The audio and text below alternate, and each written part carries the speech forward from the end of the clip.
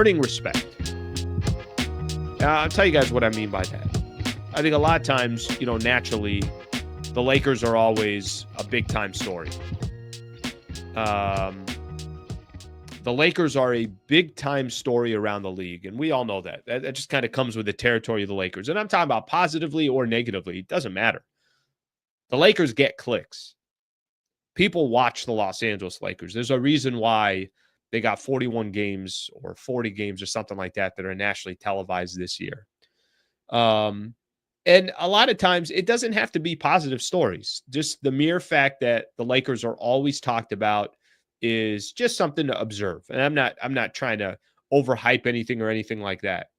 But if you think about the Lakers the last couple of years, a lot of the conversation around the Lakers has been, hey, maybe they got kind of this Hail Mary shot at making some real noise. And it's because they had LeBron and it's because they had Anthony Davis. This season starts, and, I know there's a lot of question marks around the Lakers. JJ Redick, it's a brand new head coach. What's really changed? Was that Western Conference run did the Lakers just get very fortunate of matchups? The following year, they played Denver, and Denver, beats them in 5 games. Would that have happened? And did the Western Conference Finals really not mean that much because of some of the circumstances that I'm mentioning? Put all that to the side for a quick second. The perception right now around the Lakers is they're one of the small handful of teams that got a shot to make real noise in the playoffs. The perception right now around the Lakers is, I don't really know how the hell they're doing it, but they are doing it. I don't know how they're playing this good a defense without a true rim protector. I don't know how they have gelled so quickly. I don't know how they're going on this stretch that they've been in where they're 18-4 in their last 22 games. I think everybody's kind of trying to figure it out, but I think what most people are starting to say is, no, they got a shot here. I mean, they're in the mix here, and that's all you can really ask for. So I'm gonna give you guys some odds. I was looking at the NBA odds this morning. Okay, the overall favorites right now to win an NBA championship are the Oklahoma City Thunder. By the way, all of this that I'm going to be giving you guys, Coach of the Year odds and NBA odds, pretty much moving forward is going to be through DraftKings. So, very good chance we're going to be partnering on some things. So I want to use DraftKings consistently on that. So anyway, something to keep in mind here. So the Oklahoma City Thunder are the favorites to win the 2024 NBA Finals at plus 175 odds. Okay. Who's 2? Who's second? The Boston Celtics at 220. Who's third? The Cleveland Cavaliers at plus 600. So the Cavs, even with what they've done, the betting odds are still saying they would take the Celtics over the Cavs in a 7-game set. And I don't really question that too much. I do think the Cavs have really, really kind of shortened that gap of whatever that gap was. And it might be now a flip of the coin. It could be a flip of a coin. But I think most people, just because Boston won the NBA championship, they know exactly what they got through them. They're going to take their chances with Boston. OKC, Boston, and Cleveland. Who do you guys think is number 4? It's the Los Angeles Lakers at plus 1,500. And then Denver rounds out the top 5 at plus 1,600. OKC, Boston, Cleveland, Lakers, and the Denver Nuggets. Golden State's on this list as well as number 6 odds, but I'm going to keep them out here for a quick second. Top 5, Thunder, Celtics, Cavs, Lakers, and Denver. I don't care. I'm not here trying to make an argument, and if people are going to make the argument, oh, Lakers will beat the Thunder because they got more experience and because they got Luka and LeBron. I'm not here for that argument. The argument that I'm here for, it's not even an argument. I just think it's the Lakers are getting their proper respect, and it was earned.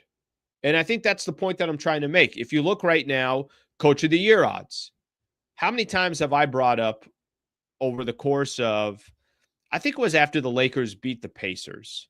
So this was a while back, right? Lakers beat the Pacers, and I had tweeted out something to the effect of, JJ Redick's got to be one of the Coach of the Year candidates.